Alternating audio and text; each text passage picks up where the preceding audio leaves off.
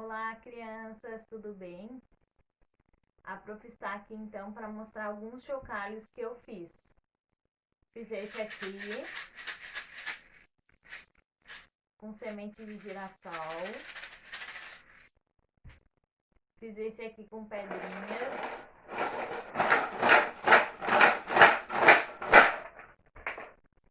Fiz esse com galhos de árvore seco. E mais alguns.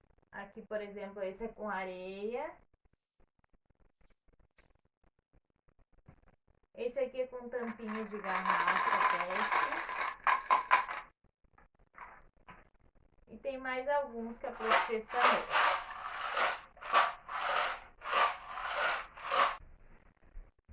Então agora a prof vai convidar vocês para pegar o seu chocalho que vocês construíram, confeccionaram em casa. E com a ajuda da nossa lata musical, a gente vai cantar algumas músicas. Deixa eu pegar uma aqui. A gente vai cantar do Cai, Cai, Balão, utilizando então os chocalhos. Eu vou pegar esse aqui primeiro. Cai, cai, balão,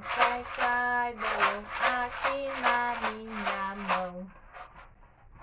Não cai não, não cai não, não cai não, cai na rua do sabão. Outro então que a gente vai cantar é do Não Atire o Pau no Gato. Não atire o pau no gato, porque isso não se faz.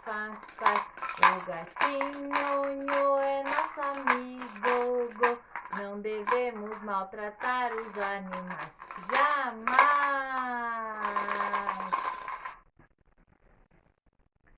Outra música que a gente vai cantar é a do leão. Vocês conhecem a música do leão? É assim. O leão é o rei lá da floresta. Quando ele chega, começa a festa. O leão é um animal muito forte e feraz. Quando ele fica bravo, dá um grito bem assim. Gostaram dessa? Vamos cantar mais uma?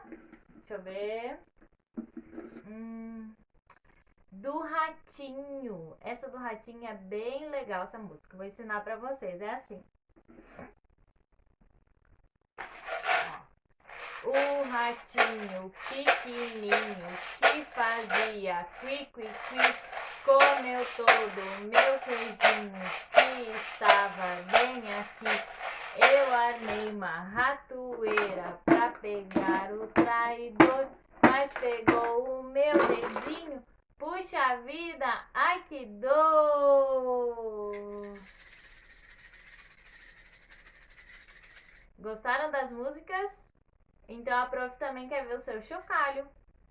Faça o seu som. Invente e mostre pra gente, tá bom? Tchau, tchau!